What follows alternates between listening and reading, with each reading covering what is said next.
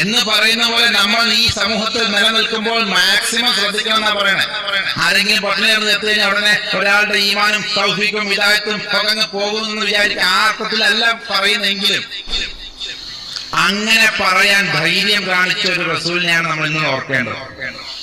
അങ്ങനെ കൃത്യമായി ഓരോ കാര്യത്തിലും എവിടെ തുപ്പണം, എങ്ങനെ മൂത്രമൊഴിക്കണം എന്ന് വരെ പറയുന്ന, എങ്ങനെ ഏത് വശം ചെരിഞ്ഞു കിടക്കണം എന്ന് പറയുന്ന, തിന്നുന്നതിന് മുമ്പും കുടിക്കുന്നതിന് മുമ്പും എങ്ങനെ കഴിക്കണം, എന്ത് കഴിക്കണം എന്ന് പറഞ്ഞ കൃത്യമായ ശിക്ഷണം നൽകി അങ്ങനെ ഒരു സമൂഹം ഉദ്ഘാടനം ചെയ്ത് അതിന്റെ പരിപൂർണതയിൽ കണ്ട് അടുത്ത ആളുകൾക്ക് അതിനുള്ള ട്രെയിനിങ് കൊടുത്തതിന് ശേഷമാണ് മറ്റു പ്രവാചകന്മാരെ പോലെ അല്ല റസൂലുള്ളാഹി വഫാത്തായത്.